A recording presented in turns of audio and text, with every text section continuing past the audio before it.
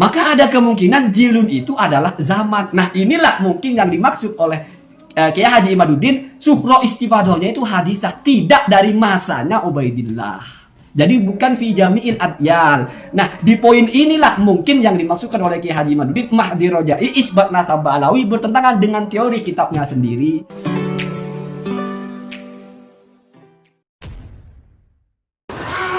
Assalamualaikum warahmatullahi wabarakatuh. Jumpa lagi dengan saya di channel Gagasan Progresif 79. Sahabat sebangsa dan setanah di mana saja Anda berada, masih seputar masalah habaib yang kita akan kembali ulas, di mana kali ini ada sebuah analisa yang cukup menarik ya, cukup tajam dari salah seorang, yakni Gus Zaini, yang kemudian mengulas tentang bagaimana pandangan Kiai Imaduddin Utsman dalam risetnya terkait dengan nasab Ubaidillah bin Ahmad, yang ini belum terkonfirmasi dalam kitab-kitab yang sejaman dengan beliau, yang karena pertanyaan itulah yang kemudian melahirkan kesimpulan bagi Kiai Imad bahwa nasab Ba'lawi ini kemudian ada keterputusan beberapa abad, kurang lebih 550 tahun. Nah, ini tentu karena sebuah metodologi yang digunakan maupun bagaimana sandarannya terhadap data-data, baik data-data primer, sekunder, dan semacamnya, bahwa konsep yang selama ini dikenal dalam ilmu nasab, yakni suhra wal istifadah. Nah, inilah yang menjadi pangkal perbedaan pandangan apa yang disampaikan oleh Kiai Imaduddin Utsman dengan para pemerhati-pemerhati sejarah maupun para ulama-ulama nasab. Nah, kali ini ada hal yang kemudian menarik.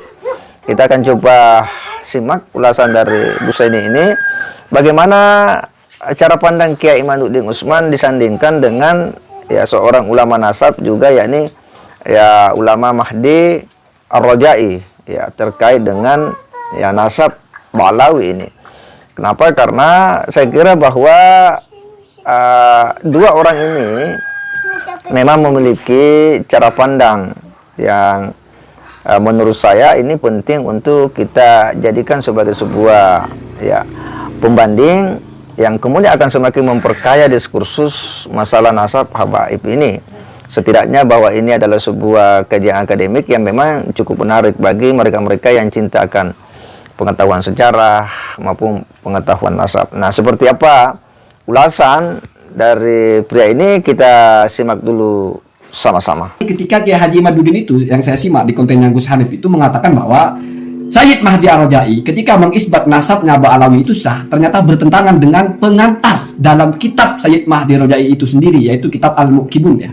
Sekarang mari saya bacakan apa yang dimaksud dengan Kiai Haji Imaduddin yang dianggap bertentangan dengan isbatnya Sayyid Mahdi Ar-Rojai bahwa Ba'lawi itu sah. Di sini di pengantarnya halaman 12, Kaifiyatu thubutin nasabi indan nasabah. Cara menetapkan keabsahan sebuah nasab menurut ulama nasab. Nah, begitu ya. Lidzalika arba'atu turukin. Untuk hal itu ada 4 jalur ya. Al-awwalu, yang pertama, ayyura khattu nasabatin mawsuqin bihi ya'rifu khattahu wa yatahaqqaquhu. Jadi harus ada catatan seorang nasabah. Kitab kan bahasanya kan, di mana catatan itu terpercaya, mausuk ya. Dan yang mencatat itu tahu apa yang dia catat dalam keadaan sadar, dan juga dia tahqiq, nggak asal-asalan gitu ya. Kemudian, idza syahida khattun nasabati, maka apabila sudah ada saksi berupa tulisan ulama nasab, bisyai'in tentang sesuatu, artinya tentang nasab karena kembalinya ke itu. Umila alaihi, maka diberlakukan hal itu.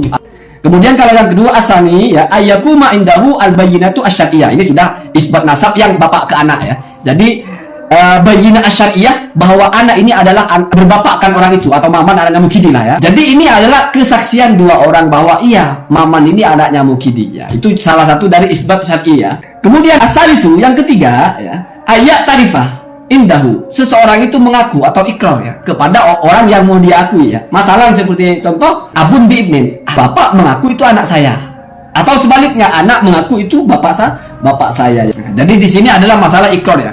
Kemudian yang terakhir ini yang paling penting, ar-rabi, yang keempat ada asyuhroh, yaitu populer ya, wal istifadah dan menyeluruh, ya, masyhur dan menyeluruh. Perhatikan di sini ada kalimat ya yang penting sekali. Apa maksudnya? Bi ayyakuna aba'uhu ajdaduhu, ya. Dan di sini adalah langsung disebut bisyadah. Jadi sudah dikenal dan sudah masyhur di seantero bahwa itu adalah sada. Jadi ini yang paling pas ya. Kalau yang kedua dan yang ketiga itu tidak berlaku sebetulnya kalau untuk nasab yang jauh. Untuk nasab yang jauh itu yang pertama khotun nasabah ya, tulisan orang ulama nasab, dan yang terakhir ini syuhrah wal istifadah. Nah, syuhrah wal istifadah di sini bahkan oleh Mahdi Rojai disebut spesifik bisyadah, sudah dikenal sebagai sayyid. Ya, atau misalnya bukan sayyid, sebagai anaknya Mukidi ya. Contohnya dulu di Rasulullah itu zamannya Qabilah Robi'ah sudah dikenal, ini keturunannya Robi'ah ya. Ini cuma karena spesifik bicara nasabnya Rasulullah, berarti bisyada ya, spesifik ya. Bi ayyakuna aba'uhu ajdaduhu ma'rufina wa masyhurina bisyada. Bapak-bapaknya, leluhurnya sudah dikenal dan juga masyhur sebagai sayyid. Perhatikan di sini ya. Ini poinnya. Bihaitsu, sekiranya atau dengan cara gampangnya ya, ya'rifunahum bisyadati. Manusia-manusia mengetahui bahwa bapak-bapak dan kakek-kakeknya itu adalah sayyid fi jami'il ajyali. Di semua al-ajyal. Al-ajyal itu apa? Jilun. Jilun itu apa? Nah, di sini polemiknya. Kalau jilun itu di kamus itu artinya setidaknya ada dua. Yang pertama, jilun itu jinsun minal insi, atau sekelompok manusia atau suku. Maduri itu jilun namanya. Rumi, orang Romawi, jilun namanya. Arabi, orang Arab, jilun. Orang Barat, jilun ya. Itu jilun. Tetapi ada juga jilun itu artinya zaman atau masa. Maka mana yang dimaksud oleh Mahdi Rojai fi jami'il adyal ini? Di semua jilun itu apa maksudnya? Apakah semua orang? Tidak mungkin. Tidak ada saya kira sadah manapun yang semua orang di dunia ini tahu kalau dia sadah. Ya non muslim mana tahu sadah nggak sadah kan? Sama orang kan? Berarti tertolak. Tidak mungkin, itu mustahil ya. Mustahil ada orang yang dikenal sebagai sayyid oleh semua orang. Jami'ul adyal itu tidak mungkin kalau itu diartikan semua suku. Tidak mungkin. Ada suku-suku manusia yang agama Islam juga enggak. Mana mau tahu sadah-sadahannya? Kirain apa sadah kan begitu. Maka ada kemungkinan jilun itu adalah zaman. Nah, inilah mungkin yang dimaksud oleh Kiai Haji Imaduddin. Syuhrah istifadahnya itu hadisah, tidak dari masanya Ubaidillah. Jadi bukan fi jami'il adyal. Nah, di poin inilah mungkin yang dimaksudkan oleh Kiai Haji Imaduddin Mahdi Rojai isbat nasab Alawi bertentangan dengan teori kitabnya sendiri. Kenapa? Karena syuhrah wal istifadah kalau dalam nasab yang jauh fi jami'il adyali ay fi kulli jilin, di semua generasi, di semua tingkatan. Bukan diawali. Dan kasus ada syuhrah wal istifadah yang ditolak Tobariyah misalnya, karena tidak dimulai dari awalnya yaitu Tobarinya, tapi beberapa ratus tahun kemudian lalu masyhur sebagai sadah istifadah atau syuhrahnya baru. Itu nak ya. Kalau misalnya pakai ibunya Mahdi Rojai harus ada kitabnya, tapi kan tidak disebutkan sezaman. Hanya ayyura khotun nasabah, bisa dilihat ya. Ada tulisan nasabah, tidak harus sezaman ya. Itu Mahdi Rojai, bisa jadi Mahdi Rojai mungkin isbatnya pakai poin yang pertama. Ya, ini memang hal yang cukup menarik ya, dari dua pandangan dari para ulama nasab ini. Ya, ini Kiai Imaduddin Usman ya, memang ya dikenal seorang kiai alim dari Banten ya, karena memang beliau banyak menulis buku ya. Dan bagaimana pandangan beliau terkait dengan nasab Alawi hingga hari ini memang ya menurut sebagian kalangan itu belum bisa dijawab oleh para habaib terkait dengan nasab Alawi yang belum terkonfirmasi dalam kitab-kitab yang sejaman dengan Ubaidillah bin Ahmad, dan pandangan daripada Mahdi Rojai. Nah, ini konsepnya memang sama-sama syuhrah wal istifadah ya, tentang ya bahwa itu populer ya, terkenal, tetapi juga menyeluruh. Dari syuhrah wal istifadah itu terkenal ya, populer dan menyeluruh. Artinya semua orang tahu bahwa ini adalah sadah ini adalah keturunan Nabiullah Muhammad SAW. Nah, tentu ya memang ini menjadi menarik ya. Kenapa? Karena Kiai Imaduddin Usman itu menyebutnya bahwa suhra wal istifadah itu ya menurutnya baru ya. Ada konsep yang menyebutnya bahwa itu sesuatu yang datang belakangan ya. Kenapa? Karena surah wal istifadah tidak pada zamannya, karena menurutnya belum terkonfirmasi dalam kitab-kitab yang sejaman dengan beliau, khususnya Ubaidillah bin Ahmad ini. Nah, sementara Mahdi Rojai ya memandangnya bahwa surah wal istifadah ya itu bisa saja menjadi surah wal istifadah di generasi sesudahnya. Dan ketika misalnya ada kitab yang menulis sesudahnya itu, yang tentu tidak terlalu jauh jaraknya, maka itu bisa masuk dalam kategori. Makanya cukup menarik ya apa tadi ulasan yang disampaikan oleh Gus ini.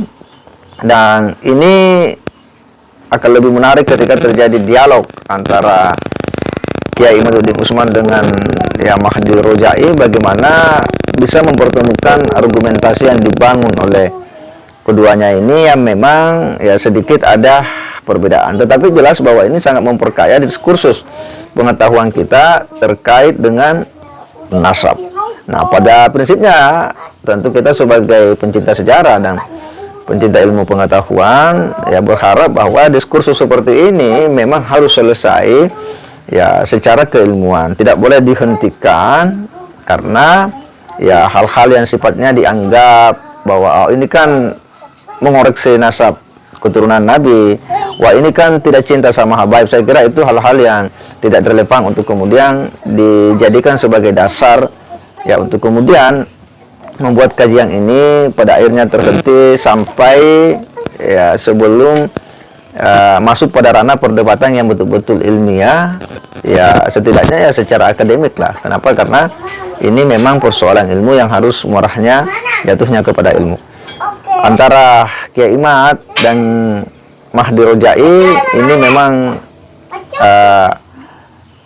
sama-sama ya membangun argumentasinya terkait dengan nasab yang saya kira jelas ini memperkaya proses dari hiruk pikuk nasab hari ini, dan tentu kita berharap bahwa ya nanti ini akan ada muaranya seperti apa. Tentu kita akan ikuti perkembangan dari sejumlah penelusuran ya kitab-kitab, ya boleh jadi nanti di kemudian hari akan ada kitab baru atau pendapat dari para ulama yang mungkin jauh lebih sahih, yang jauh lebih kuat lagi ya. Saya kira demikian. Wassalamualaikum warahmatullahi wabarakatuh.